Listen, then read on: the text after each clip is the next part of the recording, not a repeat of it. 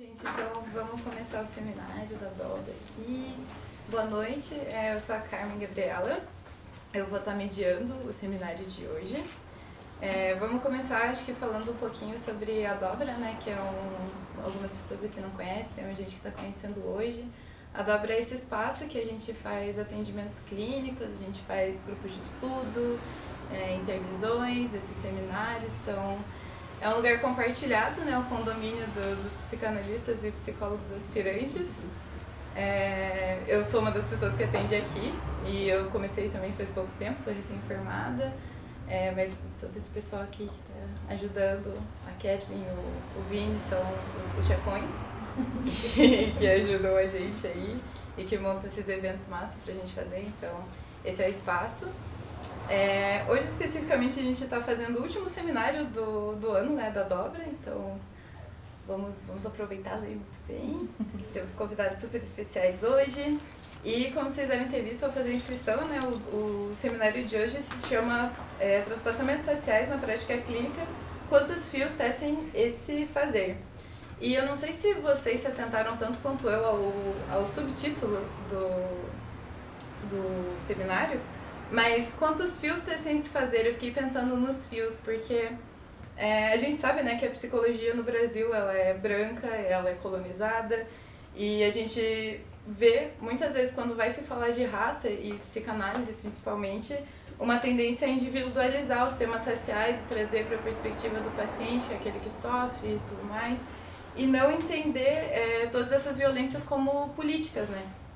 Então, a gente acaba fazendo essas reflexões sem pensar em todos os âmbitos que essas violências atravessam as pessoas, todos esses fios que tecem as violências e como outras coisas também estão inseridas nisso. Então, qual é a posição do psicólogo nessa situação, como isso afeta as relações terapêuticas, a prática na clínica. E é isso que a gente está se propondo a fazer aqui hoje, né?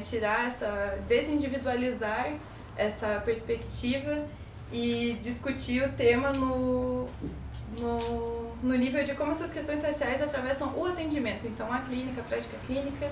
E para isso a gente trouxe as maravilhosas aqui, a Beatriz Fernandes Cruz e a Ivina Paiva de Paula, para conversar um pouquinho com a gente sobre isso. A gente vai ter um formato diferente hoje, né? Geralmente nos seminários a gente faz a apresentação, elas tecem o texto, só que elas proporam algo bem diferente, que acho que vai ser muito legal para finalizar, inclusive os nossos seminários da Dobra, que é algo mais participativo. Então vou deixar agora com elas explicar para vocês um pouquinho mais. Boa noite. Boa noite. Primeiro eu sempre peço licença. E antes de me apresentar, eu vou até fazer um comentário, porque hoje eu e a Ivna, a gente estava reunidas e a gente pensou em trazer uma fala também, falando que a clínica ela é política, mas não trazer esse assunto aqui, que é um assunto muito específico, num lugar muito específico, com pessoas muito específicas, e colocar que a clínica é política, mas que existem políticas públicas e a gente, como seres políticos, a gente tem que estar atento a isso também. A gente ficou trazendo isso e é muito gostoso de ouvir falar sobre isso. A gente não tinha conversado ainda, né? A gente conversou um pouco mais tarde sobre como seria e aí eu acho que é um encontro, né, das ideias, o que a gente quer se propor. Mas eu sou Beatriz Fernandes, eu sou lá do DF, Distrito Federal. Eu sou psicóloga, eu atendo pela ferramental de ética da esquizoanálise, né, uma abordagem. Meu encontro, eu também sou artista visual, colagista, escritora, enfim, várias outras coisas. Além disso tudo, sou uma pessoa negra no território do Distrito Federal, que é um território que, incrivelmente, tem várias semelhanças com o território daqui. Um pouco a gente também estudou, né, sobre o Paraná, sobre Curitiba, o Sul em si. E eu estudo bastante gênero, desenvolvimento e relações raciais. O estudo de relações raciais que me fez levar à clínica. Eu não fui me formando e também, né, trabalhei como educadora e trabalho como educadora também há muitos anos. E eu não me formei num viés de ir para a clínica. Só que a clínica vem ao encontro quando eu entro no Revira, que é um grupo que foi feito pela Marisete Gouveia, que ela é uma grande inspiração para mim, tá? E na AMA Psique, uma pioneira. E aí a Marisete com o Revira, né, e com a Amcinep promove um grupo que é de pessoas pretas, atendendo pessoas pretas. Nisso a gente entra, eu participei nesse grupo como pesquisadora, não atendi nesse grupo, mas virou um grande encontro e a clínica foi chegando. Tanto a clínica, a esquizoanálise, a psicanálise também vai chegando, porque é o maior núcleo de estudo, né, de relações raciais. E é isso, por hora. Boa noite, eu sou a Ivna, também moro lá no Distrito Federal, moro em Brasília. Sou psicóloga, difícil, né? A hora de dar um branco assim. Eu falo assim, sou eu. Eu me formei na UNB 11 anos atrás, que é a Universidade de Brasília, e a minha trajetória profissional ela foi muito na psicologia escolar. Minha trajetória, desde que eu me formei, eu atuo como psicóloga escolar na rede pública do DF. Estou há 10 anos como psicóloga na rede pública e todas as minhas perspectivas formativas e tudo que eu vou trazer aqui hoje veio muito desse lugar de estar dentro da escola pública, na periferia do Distrito Federal. Nunca trabalhei em escolas centrais, sempre trabalhei em escolas muito grandes. Atualmente estou numa escola de 1.500 adolescentes, na 4ª região com maior vulnerabilidade social do DF, lá é dividido por regiões administrativas. Então, são muitos desafios e foi a escola que foi me formando, né? E fiz o mestrado, que foi onde a gente se conheceu. E há um ano eu resolvi, há algum tempo eu resolvi que estava na hora de ir para a clínica. E há um ano eu estou atendendo. A gente compartilha de um espaço que a gente brinca que é a prima pobre da dobra, que é a sala de ensaio e psicologia, que somos eu, a Bia e o Ernesto, que fez o primeiro Fronteiras da Psicanálise aqui esse ano. E eu estudei, né, vim da psicologia histórico-cultural, fui me aprofundando nas questões de patologização da infância e adolescência, principalmente. No mestrado também mergulhei um pouco nisso. E as questões raciais, elas, a partir do mestrado principalmente, daqui a pouco eu vou falar um pouco mais sobre isso, mas elas foram ficando cada vez mais urgentes de serem estudadas. E aí, desde que eu terminei o mestrado, eu faço um estudo autônomo, não estou ligada a nenhuma instituição acadêmica, né, mas tenho estudado principalmente as questões relacionadas à branquitude, né, as relações raciais na perspectiva da branquitude. E a gente troca muito, de lá para cá, desde que a gente está junta, a gente tem trabalhado com formação de professores lá no DF, então eu acho que essa fala de formas diferentes, porque era muito voltada para a educação, a gente já transitou em várias regiões do DF. Acho que é isso para começar.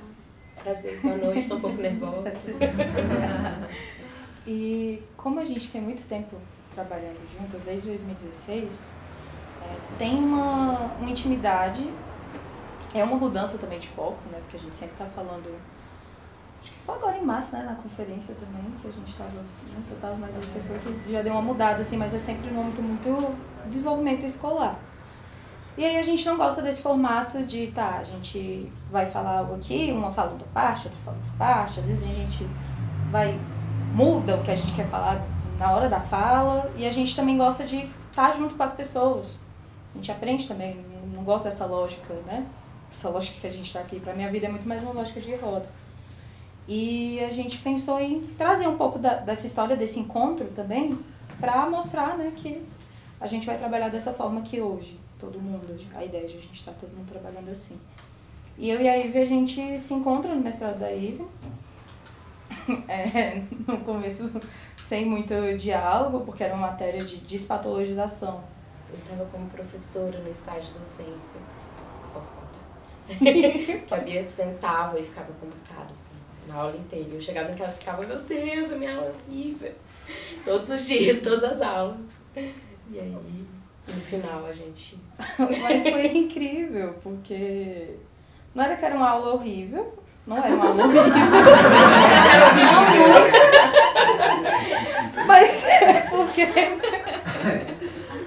Porque a psicologia, eu acho que, né, pessoas que estudam gênero, por exemplo, é sempre ter que estar ensinando, como é que ele está ensinando inglês para gringo?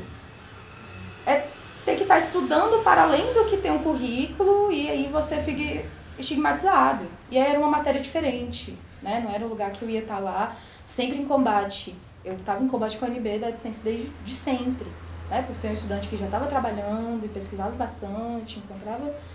E aí chega uma matéria de patologização e as pessoas fetichizavam muito, assim, esse lugar da escola. E aí a Ivna ficava, né, batendo e trazendo, e eu...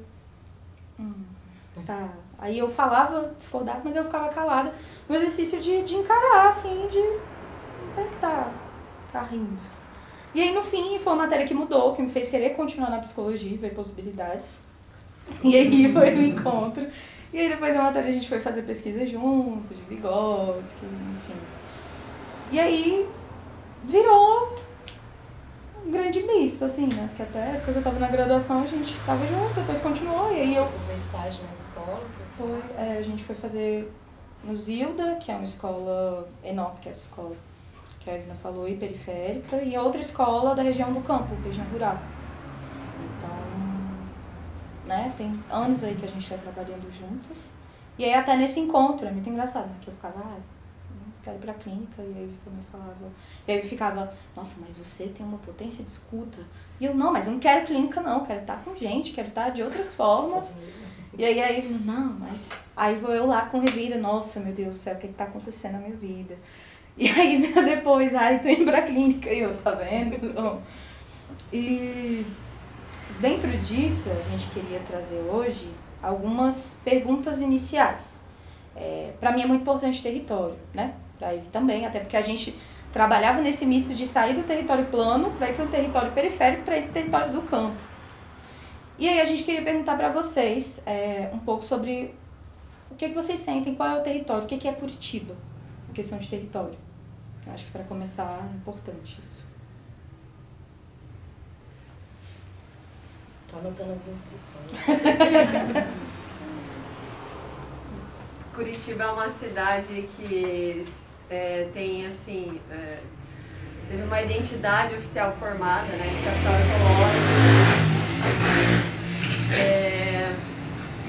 de capital ecológica, né, uma cidade europeia, né, enfim. Mas que daí você vai ver nos índices, né, de violência, o cinturão da cidade tem um dos piores índices do país de violência, né?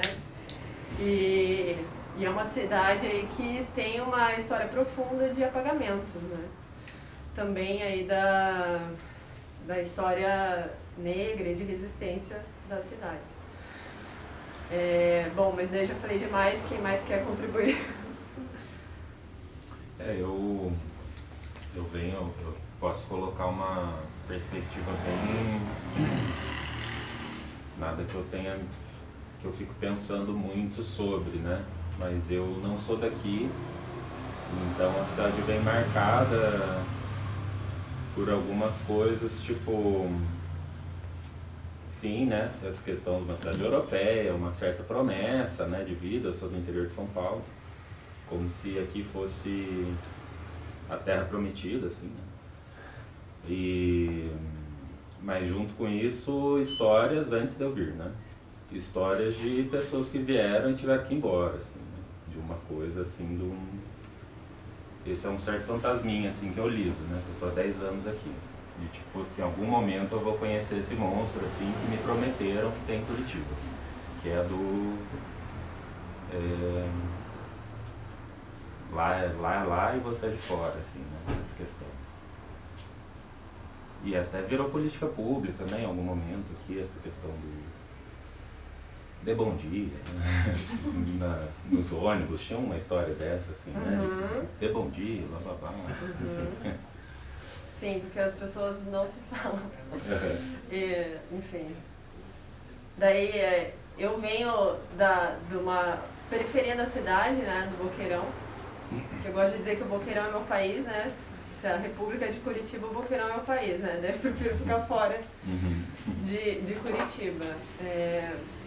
Porque Curitiba tem muitas periferias, assim, também, né? Como qualquer outro grande centro e que não aparece no cartão postal, né? Que não sai retratado, enfim. E que daí são outras cidades. E daí, inclusive, no Boqueirão as pessoas se cumprimentam. Existe essa diferença aí também. Né, dos territórios, né? Eu trabalhei em CAPES por 7 anos, então o território, ele se impõe, assim, né? Ele se coloca. Esse tempo de trabalho me ensinou isso, assim. É interessante ouvir vocês falando que a gente, né? Eu nunca tinha vindo em Curitiba. E aí foi uma das primeiras conversas que a gente teve pra vir pra cá, preciso entender o que é esse território, pra ir falar, né? No Sul, e tem aquele... Eu não tenho nenhuma ligação com o Sul, então a imagem que eu tinha no Sul era chegar e ter um chimarrão, gente. Uma imagem, mesmo sabendo que isso é mais Rio Grande do Sul, era a imagem que eu tinha.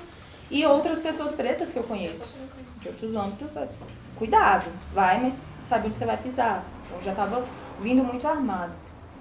E aí comecei a ler, né? Ler, entender sobre Curitiba e atravessamentos. É um lugar que 24% da população se percebe enquanto negra. Tá, 24%, onde estão essas pessoas? Quem são essas pessoas? Dentro desse lugar que tem esse ideal, né? A capital europeia do Brasil. Que lindo. E aí, o Brasil passa por um racismo que é no não dito. E aqui, para além disso, o não dito e o não existe. Né? Tem uma construção, aí eu fui lendo e descobri que tem uma construção mesmo de apagamento de que não teve escravização aqui, que não teve, né, pessoas negras, indígenas, enfim, pessoas racializadas aqui, só esse ser universal porque é a capital europeia do Brasil. E aí, um desses artigos, a gente descobriu que a primeira pintura que teve de Curitiba é uma pintura de Debré, e é uma pintura que tem um homem negro livre. O primeiro registro que tem artístico, né, de Debré, da Europa, inclusive, vem da existência de Curitiba, que é a capital europeia do Brasil, com um homem negro livre.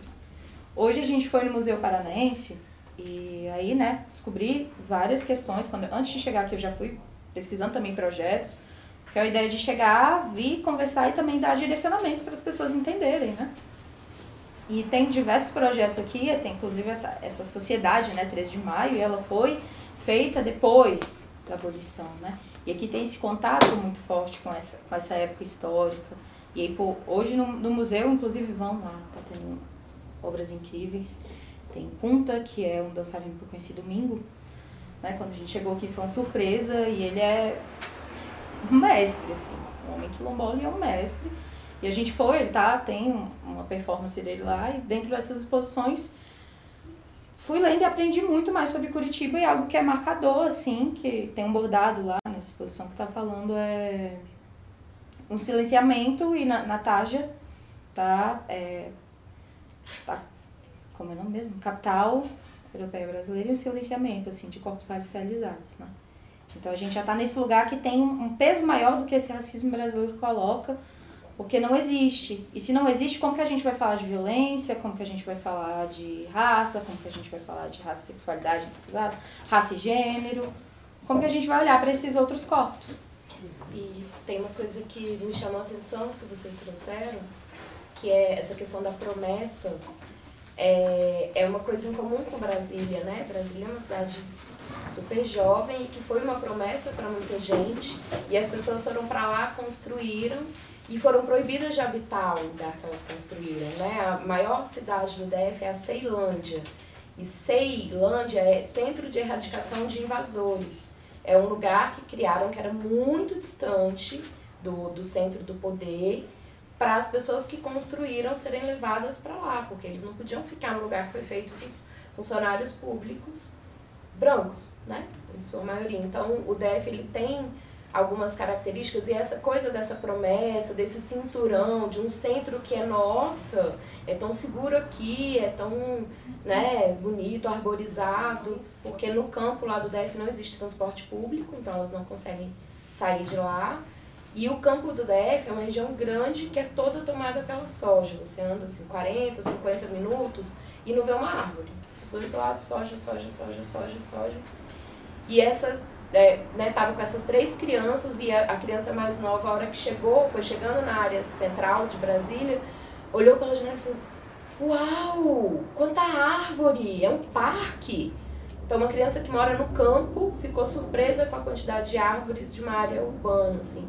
E eu acho que esses lugares que são vendidos como promessa, e esse discurso do ecológico, ele é perigoso, né? Ele é necessário, a gente sabe que olhar para o meio ambiente é urgente, mas o quanto de...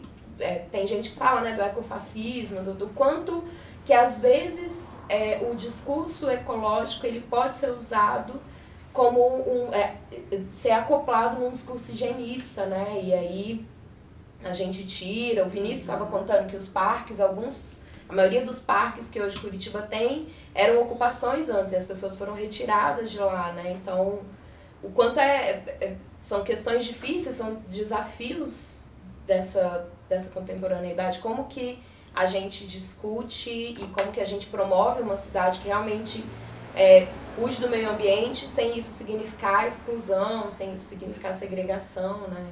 E quem vai ter direito a usufruir dessa cidade quando ela está pronta, quando ela está...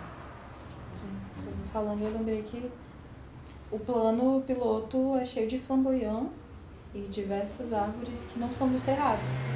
O cerrado literalmente é tomado pela soja. A outra premissa inicial sempre chega nos lugares e pergunta qual a concepção de ser humano das pessoas, né? Eu acho que isso é muito importante fazer um afunilamento sobre questões de racialidade, porque o que é ser humano? E aí não é esse lugar muito filosófico aqui, a gente não vai ficar, né? A gente vai pulando em tópicos, né? A gente sabe que a escravização existe em diversos períodos da história do mundo, em diversos lugares, inclusive na Ásia, enfim, e aí essa colonização e essa escravização que chega aqui é uma escravização que tira a humanidade desses corpos, e que são corpos que eles são produto de trabalho. E aí, por isso que a gente perguntou o território também, né? E aí nesse território brasileiro aqui, nesse território do Sul, o DF, nem tanto, e sim também que tem essa promessa, mas é a promessa do novo, né? Aqui essa promessa de muito tempo atrás de ser um lugar que vai ser habitado por colonos, né?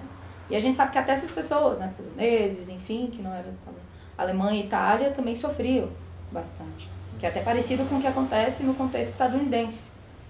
Porque lá nos Estados Unidos é uma outra lógica racial, e pessoas de periferias da Europa lá também vão sofrer muito racismo. E aí a gente traz esse questionamento do que é essa concepção de humanidade. Por quê? A potência da clínica, que a gente acredita, agora, né, indo para a clínica, a potência da clínica, da escuta, do falar, é um traço que traz humanidade. E aí é muito importante a gente refletir o que é, né, essa concepção de humanidade pra gente. Porque a clínica ela tem uma potência de tornar humano quem não é humano em lugar nenhum. Quem não tem oportunidade de ser vista. Né? Esse eterno tornar-se que a escuta traz. Então, antes da gente falar de clínica, a gente pensou, né? Vamos falar de território, vamos trazer aqui essa concepção de humanidade. Então, é algo que parece distante, mas não é distante, né? 500 anos de Brasil, o Brasil nada mudou. Mudou porque a gente saiu, a Isildinha Batista Nogueira, ela traz que a gente saiu da condição de escravizado para condição de libertos mais escravizados, porque a gente está numa lógica colonial, né? E a colonialidade, ela é algo que mata, que rouba, e mata a vida, que rouba a sua subjetividade. Eu estava um tempo desse num evento, e aí a gente fala muito sobre racismo estrutural hoje em dia, né? Questões estruturais, e o gênero é estrutural. Mas a gente esquece que antes da estrutura, o que faz essa estrutura ser essa estrutura vigente é porque a gente vive numa colonização até hoje. E aí, quando você foi trazendo dessa questão dos lugares aqui, o Membe, ele traz sobre lugares dias e lugares noite, né? Lugares dias são os lugares que tem vida, que não tem morte, que tem população andando. E lugares noite, que são os lugares da periferia, são os lugares de morte. Os lugares que são perigosos, né? Porque segurança pública também está na população andando. E aí, antes do capitalismo chegar, antes para sair da lógica feudal e ir para a lógica colonial dessa exploração, as colônias são grandes lugares noite. Então a gente tem, né, a América, essa América que é construída, que a gente se entende aqui enquanto pessoas brasileiras, ela é construída enquanto lugar noite no cenário mundial. E que dentro desse lugar noite tem esses lugares dias e esses lugares noites. E aqui tem essa grande promessa de iluminação, né? E aí esses corpos vão sendo extraviados, deslocados, mas estão se movimentando a todo momento. Domingo foi uma grande... a gente foi guiada, né? Domingo chegou e o primeiro encontro que a gente teve foi no Espaço da Zé, lá do Maricas. Acabei encontrando um amigo meu que é da antropologia, o mestre, o Alan, que ele é incrível, que tá hoje, inclusive é produtor cultural de várias festas aqui da negritude. E aí depois a gente foi para uma peça das Selváticas e foi num lugar de encontro, assim, muito direcionado do que a gente viu, do que eu tô conhecendo, a primeira vez que eu tô em Curitiba. Então eu não tive contato. E aí me chegou muito forte quando tava conversando com o Vinícius e eu falei, ai, transporte, melhor transporte do Brasil, porque Brasília, gente, é o pior transporte, assim, se vocês acham daqui, é o pior transporte. Lá você tem que sair 4 horas antes, um percurso às vezes de 20 minutos, mas não passa ônibus, é uma linha de metrô ridícula, é caro, tem a questão do entorno, que habita muito o DF, então o entorno vai aumentar de uma semana para outra. O Ibanez, o governador de lá, aumentou de 6 e alguma coisa para 8,80. Então é esse lugar mesmo de exclusão, você vai pagar para trabalhar ou então nem vai, né? Morre. E um dos índices de lugares mais perigosos do Brasil também é o entorno do DF, porque o Goiás não olha, o DF também não. A Ceilândia, inclusive, que você falou, é uma das maiores favelas da América Latina. Isso já é sabido, quem gosta de rap Racionais traz isso, mas quem não gosta não fica sabendo, porque Brasília não tem periferia, né? Não tem favela, não tem fome, não tem nada nesse lugar. E aí a gente está nessa estrutura de sociedade. E aí a humanidade é muito importante pra gente olhar, né, quem é sujeito, quem vai chegar nessas clínicas, quem chega no CAPS, quem chega nesses encontros e quem acha que pode até acessar, porque a clínica, as pessoas estão começando a olhar que podem acessar um cuidado agora, porque a história da clínica brasileira é uma história de burguesia, né? A psicologia vem para o Brasil, a psicanálise nem tanto não tem essa mesma história, mas a psicologia chega no Brasil com um tripé de clínica, psicologia do trabalho, psicologia escolar. Um para escutar, para continuar com essa lógica da burguesia que a gente vê de fora, outra para continuar com essa lógica de condição de trabalho, e a outra para continuar com essa continuação de trabalho, assim, que é a escola patologizante, né? Que ela já chega tardia também. Eu acho que essa questão que a gente traz dessa provocação inicial, né, de o que eu entendo por ser humano, quem é que me vem quando penso em humanidade, ela é muito importante para a gente pensar no trabalho clínico também, porque ela está profundamente atravessada pela linguagem, e aí eu não sou da psicanálise, tá, gente? Então eu vou falar coisas que os psicanalistas podem falar, mas enfim, peço licença poética.